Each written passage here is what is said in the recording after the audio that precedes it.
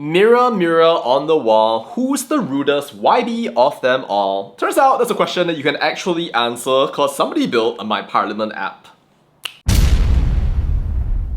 So poops, go to myparliament.calmic.com.my and you'll find the Malaysian MP dashboard, which shows a whole ton of different information for all of the 222 members of parliament, going to party breakdown, gender diversity, state coverage, poverty rate, bills raised, and inappropriate language. It's built by collecting attendance records and analyzing the parliamentary hansard for every single sitting. They literally track down PDFs, analyze the language, and compile everything into some weird, nicely convenient form where apparently it is now possible to know that the rudest MP in Malaysia is Ahmad Amzad Hashim, with 70 inappropriate language instances including babi, Penipu Bohong, Penipu Raswa. There's a whole listing that goes down in descending order, one after another, showcasing a whole fun range of colorful expletives used by our YBs, along with how much they earn while they were in parliament, which is totally wild. Definitely an underestimate though. You know, I was looking at this and I was just instantly fascinated by it.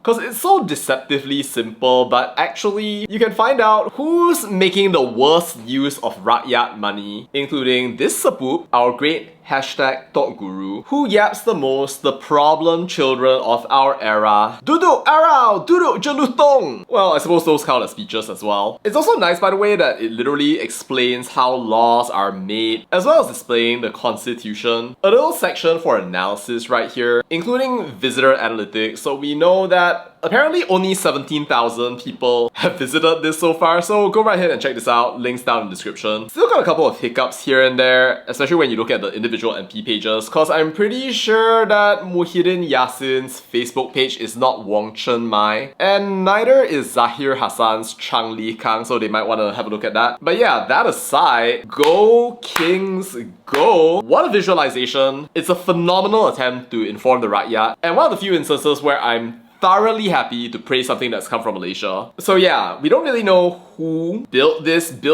but there are some hints. Because this God amongst men posts under Hamkas on Reddit, and you can see right here that there's a full-on Reddit post that they made with 1.9k upvotes at the moment, with a nice demonstration that some Malaysians will do something not for personal profit, but because they actually believe that they can do something good for this country. And seriously, I respect the effort, so good job Hamkas. I mean, it's not the first project of this nature that's come up. I mean, there was also the mymp.org.my thing with little pixel art renderings right here, which it seems that these guys launch into an NFT. It could have been a very elaborate NFT launch and cash grab, but personally, I don't really care that it is a cash grab because I think it's beneficial for the world. And like, I have no reason to not want them to succeed, so good job to our sapoops right here. It's not been updated for a while though, but you have a couple of these fun little details here and there to kind of understand our political system and the people who make it up just a little bit better. If there's one achievement that I think something like this has really managed to bring out, it's to just encourage more people to actually do their own research. Because it is right here like Kawanku, to understand your constituency, even show the hansard, which is where you can actually get transcripts of what people are saying. And end of the day, if there is an aggregator, there's always like some margin of error, so you need to be careful while reading these things. But it's also because at the end of the day, right, when we try to interpret data, there can be lots of different possibilities and maybe lots of context that we're missing. Like say, if a dude went and said Babi 70 times, does that mean that he's the rudest person of all time? Well, if he made 1,000 speeches and another guy said Babi 50 times but only made 2 speeches, then that might make you change your mind. There's a lot of context in a lot of these discussions out there which you probably want to parse through and try to understand a little bit more if you really want to evaluate every single parliament member, which frankly, I feel like a lot of people shouldn't have to do because you'd expect representatives of our country to at least have a little bit of maturity here and there. But of course, we're still in an age where some of our sapoops challenge one another to fights, so I don't think we're quite there yet. And also generally because when you interpret things like, for example, poverty, which is one of the things that they actually listed right here, it can be super tempting to just conclude that Vernon Bahanda is the worst MP of all time, just purely based on that single number. But you kind of have to remember that we take poverty as an example, there are so many different reasons why that could be the case. Like for example, the lack of education. It could be federal funding, investment, the actions of government after government. Maybe it's because the state just sucks. Whoa. So yeah, I think that you probably want to take what you get from here with a pinch of salt and kind of do your own research. But still, whatever it is, the fact that something like this exists is one of those things that I think gives me hope as a Malaysian, as somebody who understands that there are people who actually care about keeping our politicians accountable. Maybe sound an alarm if they are yapping day in and day out about race and religion and everything else, which is really not part of their job and really not something we should be thinking about going into 2025. Hamkas and your team, you did a wonderful job.